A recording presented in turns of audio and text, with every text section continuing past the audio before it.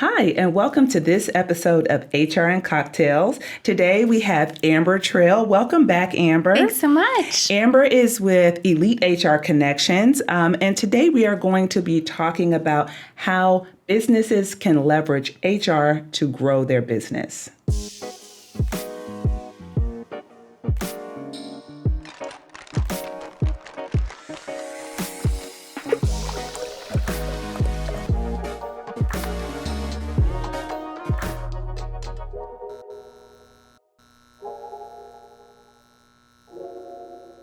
So, Amber, welcome back. Thank you. So, today we're going to talk about how businesses can scale. But before we do that, can you tell our guests a little bit about you and your role at Elite HR Connections? Yes. So I'm Amber Trail.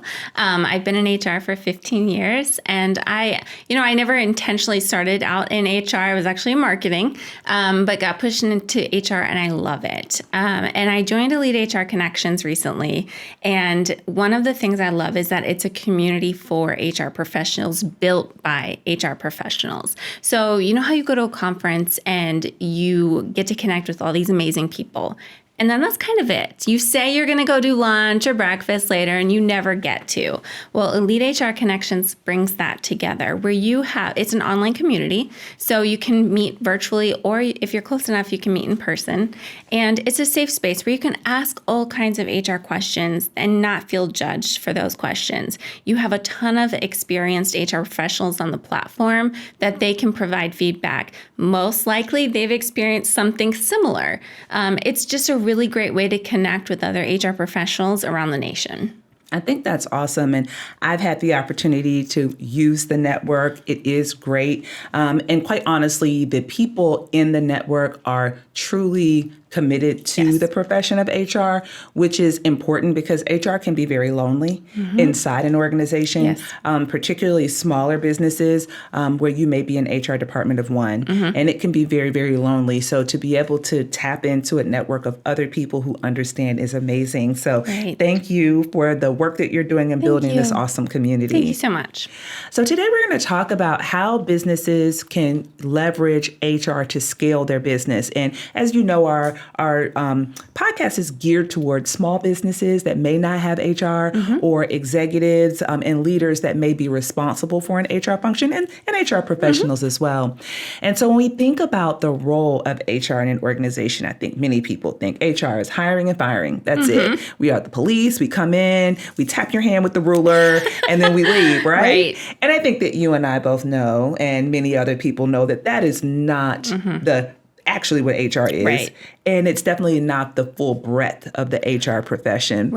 And so I have a cousin who really is a doctor, and he's an urgent care doctor. And so when I give this example, he absolutely hates it. But I feel like HR is a practice. It is. HR is a practice like medicine, like law, because no day presents the same. No situation presents the same. And you have to problem solve.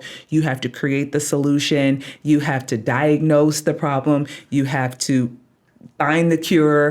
And so I feel like with that, we have to help businesses to understand that there's not a one-size-fits-all solution that you can just put out there to solve a problem, particularly when it comes to people, because people are very unique.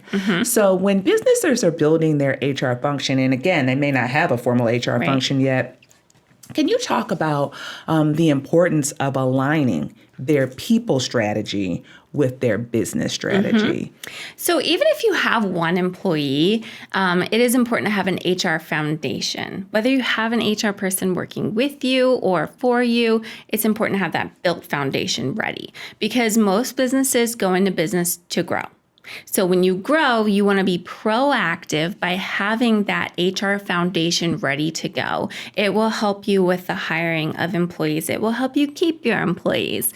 It really sets that standard for when you're ready to hit the ground running for your business to take off. And so whether you have one employee or hundreds of employees, you have to have an HR presence, because that employee needs to know that you are a business that is ready to go and you're there for them. Exactly. And because an HR presence is more than just the hiring and the firing. There are elements that need to be in place, especially now when we're in an environment where people are hiring employees all over the country. So there are the compliance pieces of it. There's the how do I keep people connected if they're not physically in an office, because a centralized headquarters doesn't necessarily exist anymore, right? So it is important to make sure that there is someone who's trained on those things. As well as when you go into business for the expertise that you have in the thing that you open the business for, right?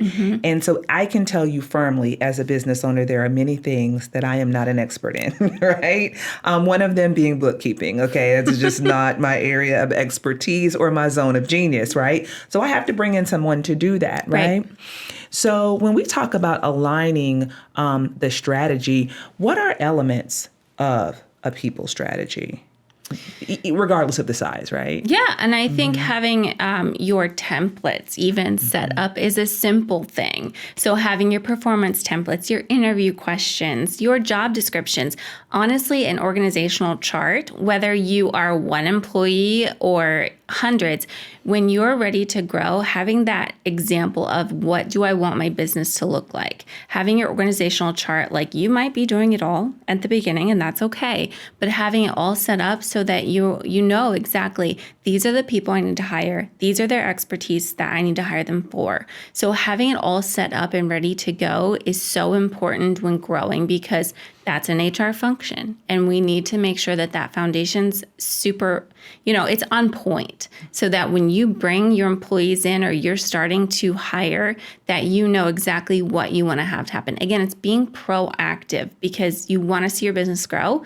It's just how do you get there? Absolutely. And having a solid org chart is important so that you know, areas of responsibility, who's responsible for what, who is the escalation point. There is a framework that a lot of small organizations use called EOS, the Entrepreneurial Operating System. And a part of EOS is they actually call the org chart the accountability chart. And I really love that. I do too. But before we dig in any deeper into that, let's get a cocktail. Okay. All right. So what cocktail would you like today? French martini. A French martini. Okay. A French martini coming up. So Amber, welcome back. So you chose a French martini. Yes. So what made you choose a French martini? When I go to restaurants, I see individuals have really yummy drinks, and I am not afraid to ask what they are drinking. So someone had a French martini, and I kid you not, the best drink ever. Awesome. Well, we're going to get started. And it is a fun drink. It is delicious. It's beautiful. And it has 3 ingredients, which when we were preparing for this, I thought that I was missing something. So we are going to start with vodka. You can use your favorite vodka. I will say that I prefer Tito's, I'll be honest with you. So we're gonna start with 3 parts of Tito's. You're gonna put it into a shaker. We already have ice in our shaker, but you definitely wanna make sure that you have ice. Also, don't hold your bottle as awkwardly as I'm holding this. It has a handle, so I'm going to use it.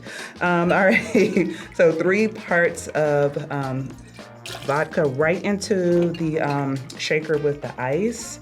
We're doing this for 2, so if you're doing it for 1, you can cut it in half and make it 1.5, or we don't judge, and you can still do 3. Okay. Yeah, there you go. 4 parts of pineapple juice. Again, this is for 2, so make it 2. If you are, I'm talking, I can't count, but I think this is 4. That's 4. Yeah, okay, awesome.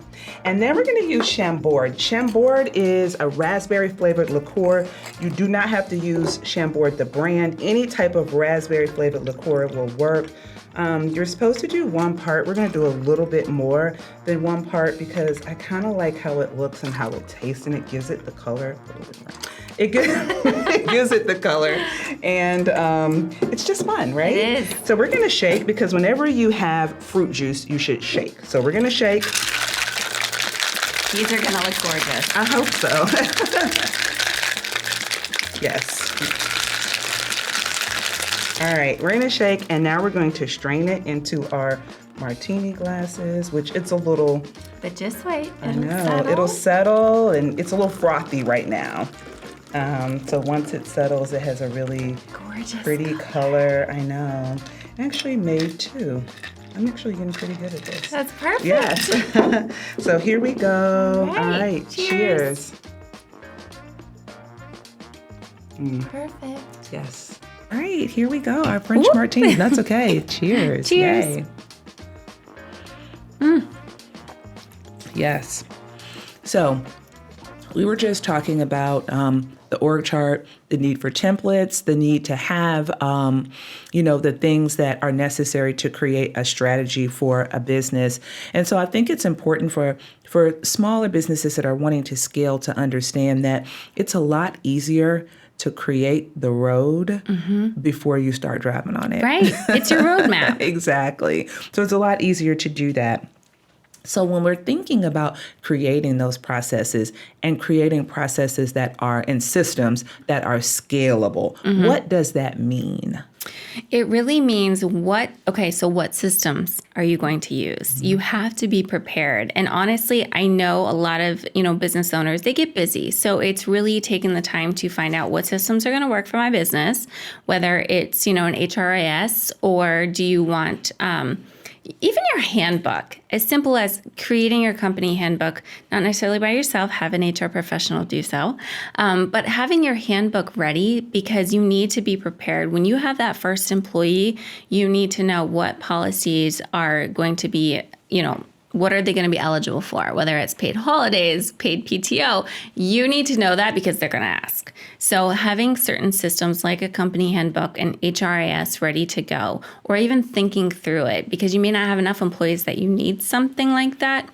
But when you're hiring, job descriptions. How are you going to get those job descriptions created to exactly what you want? Start thinking about that, as well as, what role will that employee play?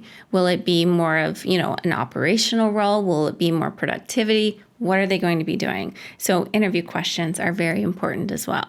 Personality assessments. You need to know, are they going to be, a match for you as the business owner? You don't want someone who is complete polar opposite, that they don't agree with anything you say or do. You really want to make sure they have enough difference that it's going to work well together. Yeah, I completely agree with that. And particularly around, I think that sometimes people think personality and they think, the light and fluffy. But in our organization, particularly for me and the vice president of operations, we've done DISC, which is a communication style assessment. Really, right. How do you communicate? And, and there's some personality elements in it as well.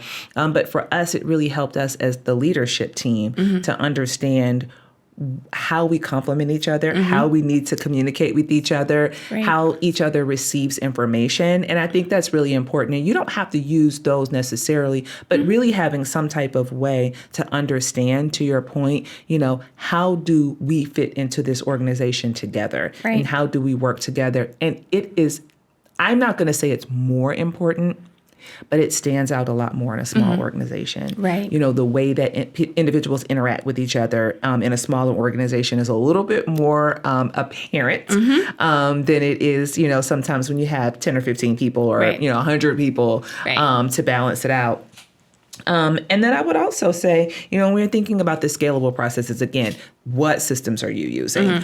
Because the systems are very important. And if the system that you select, if you are, let's say, a government contractor and you're bidding on a contract and you're going to be getting 50 employees in the next 12 months. Right. You need to make sure that as you're thinking about the systems, that those systems will be able to support 50 people. Right. Because the last thing you need to do is when you're onboarding 50 people is to also have to change the system. Yeah, that's not fun. Right. And, there are organizations that can support that and help you with that. But those are things that would be definitely beneficial to think about in advance. But also knowing that, there are ways that you don't have to have a huge outlay of cash up front. Right. And then, move forward in the future. Right. So, as you're thinking about scaling a business, there are a lot of elements to scaling a business. HR is an important piece of it. And again, you may not have a full-time HR person, but you definitely need an HR presence, right? Exactly. So in the early days of HR, we have our templates, we have our handbook, we have our org chart. What are some other ways that having an HR presence can contribute to an organization that is scaling? I think also one of the important pieces is if you have an employee, knowing if there's an issue, it may feel really uncomfortable going to the owner, also your boss, if there's an issue. So having that HR presence of maybe a potential HR consultant outside that you can go to and you feel comfortable going to if there's an issue. Having the presence is important because the employee knows that you're actually a legitimate business. I've had so many employees be like, we don't have an HR person, which is great. They might have someone who is filling in and just great with people and they answer some basic questions.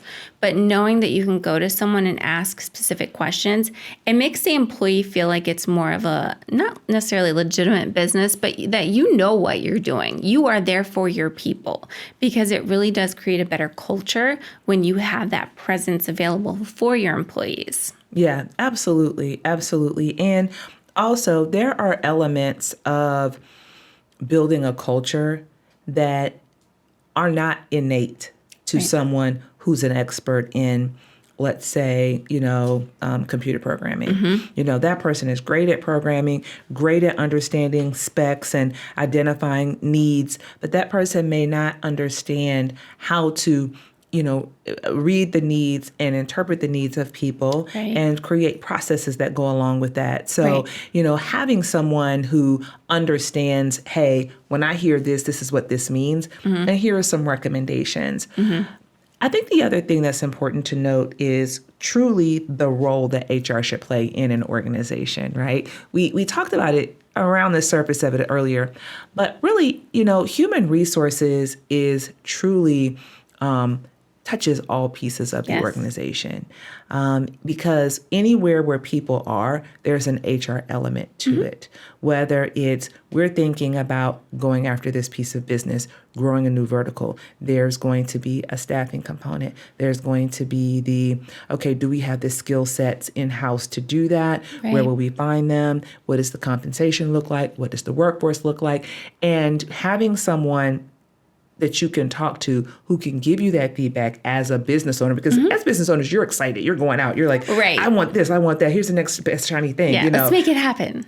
And maybe you can, but you also need that balance of, okay, we can do this. But let's talk about how we do this. What does this look like? Here are going to be some, regulatory things that we may need to consider for that. So I think it's really important for organizations to understand that, HR isn't just overhead. And I've actually heard someone say, HR is a necessary evil. And I'm like, whoa, okay, I've heard thanks. Yeah. Actually, someone told me that right after I had a job interview.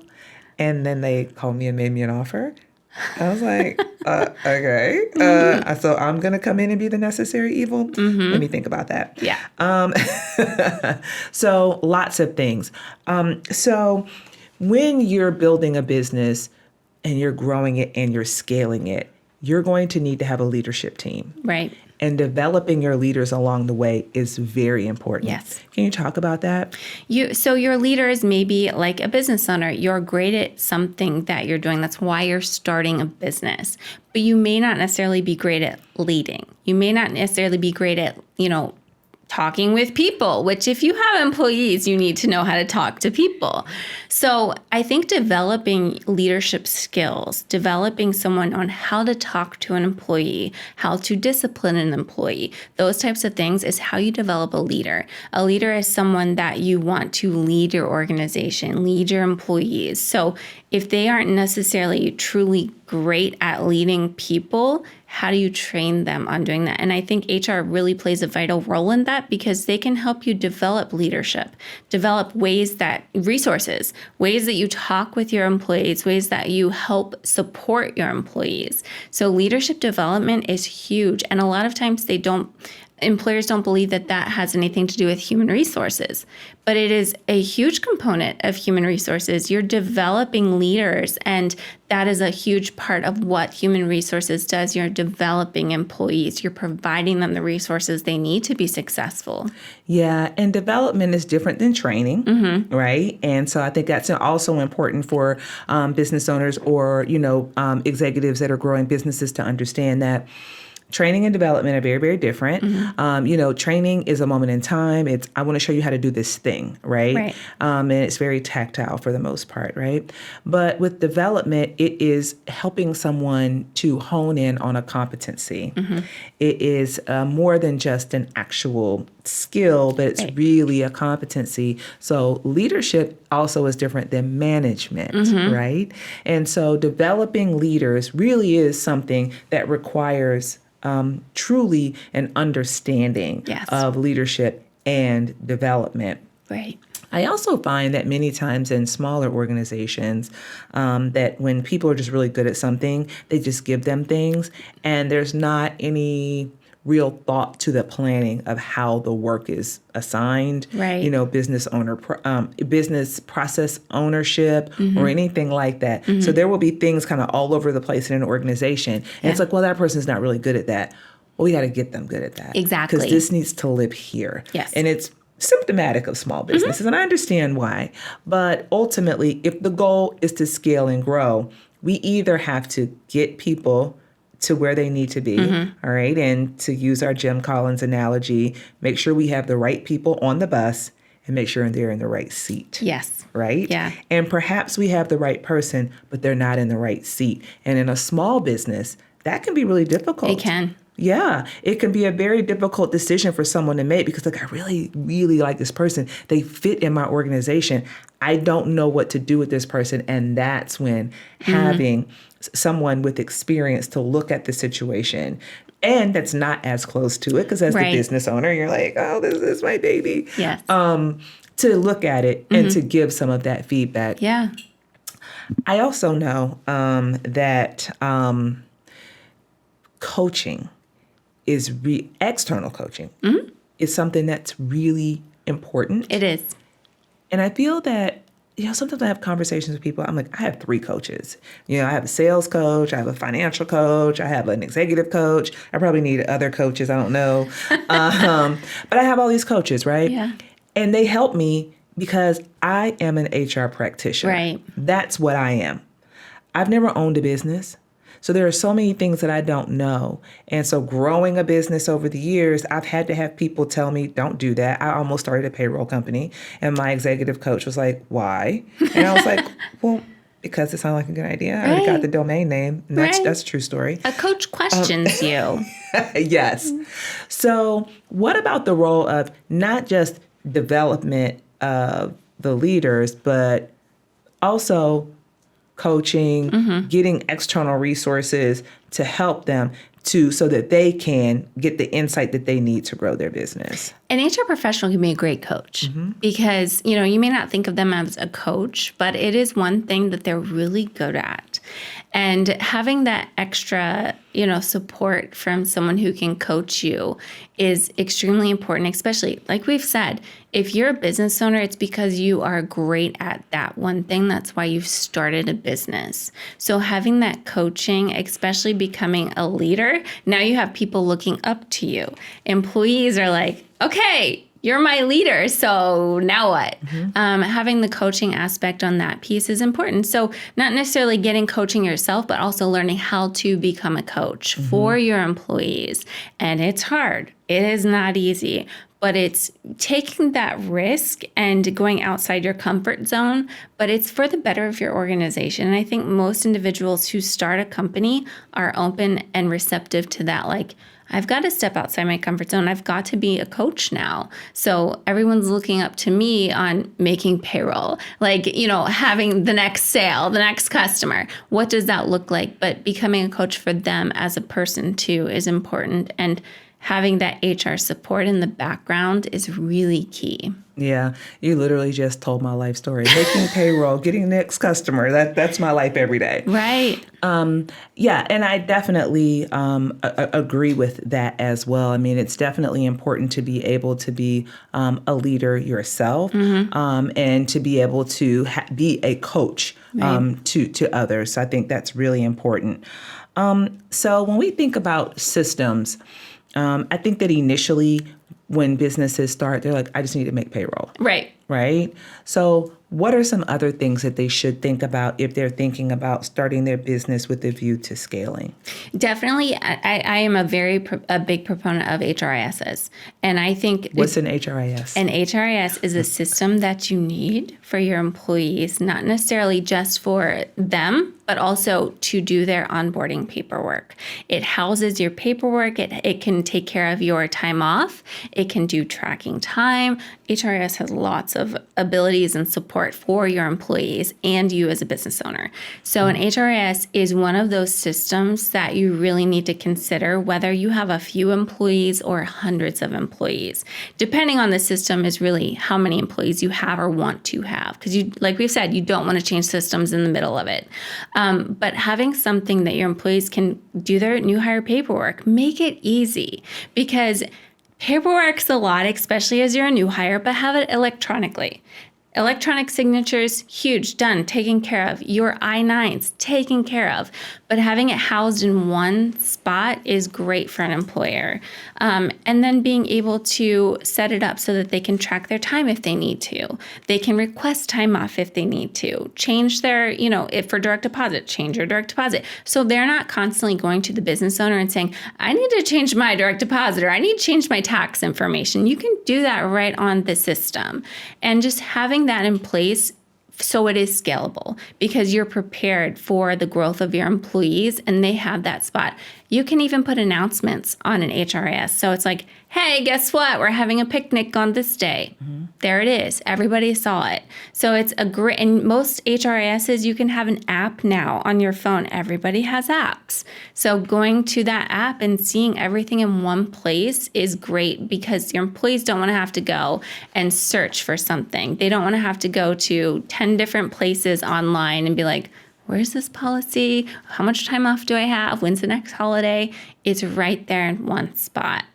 Yeah, absolutely. And to your point, you can have a built-in intranet. Yes. Which makes you look like a bigger organization. Mm-hmm. You can house policies, you can get documents signed. So there are definitely a lot of benefits. And there are quite a few payroll companies that have HRIS systems wrapped around them. Yes. So it's a one-stop shop and you don't have to go to multiple softwares. I know many of us who've worked at large organizations, we've had enterprise level software and then we've had all these other software. Mm-hmm. As a smaller business, having those things and being able to scale and leverage those is definitely useful. So the last thing that I want to talk about as we talk about leveraging HR to scale your business is compliance, which is a huge piece of the HR world. So talk about how business owners can leverage HR to help them with their compliance and the importance of it. Oh my, HR is your support. It's your backbone for compliance. Compliance is, especially now, changing. I feel like every day, but it's changing so often.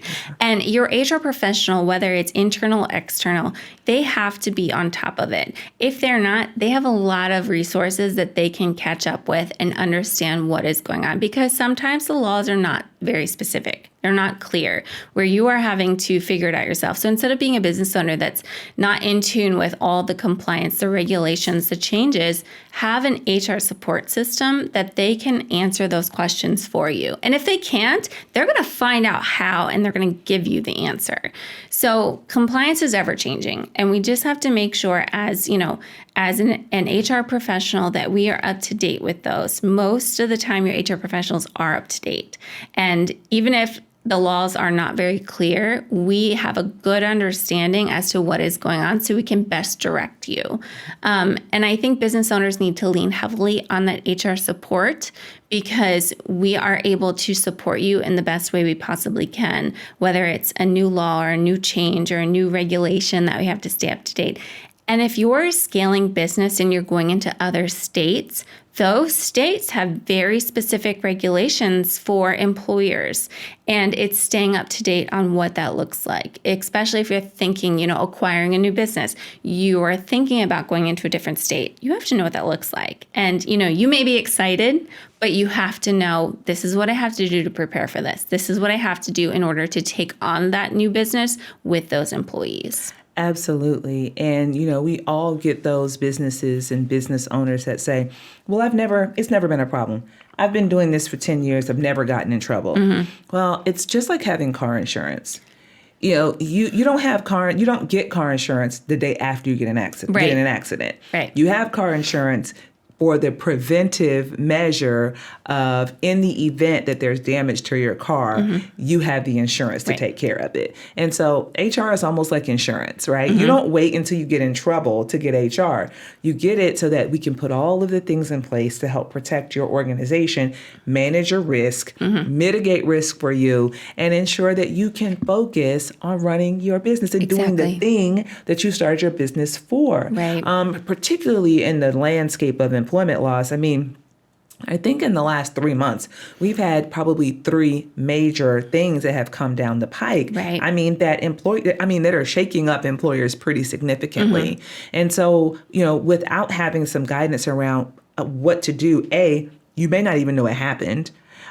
B, you may not know how to do it. And as powerful as, the Google machine is, it doesn't really tell you what you need to do. Right. So I think that as businesses are thinking about growing, really thinking about that people piece, the systems piece, the compliance piece, and how you can leverage, even on a fractional basis, an HR professional is really important, because when you take care of those things as the expert in whatever it is that you're doing, you can really focus on doing that thing. Right. And then your business can definitely grow and thrive. Exactly. So Amber, before we leave, is there anything else you want to share that maybe we haven't covered? You said it so perfectly. HR is proactive. It's a proactive measure. You wouldn't get car insurance after you have an accident. So why would you get HR after someone, sues you, or you have an unemployment claim that you have to now figure out? Let HR be there as a proactive measure, because they are your support system. Yep, absolutely. Well, thank you so much for joining us today. And thank you for joining us for this episode of HR and Cocktails.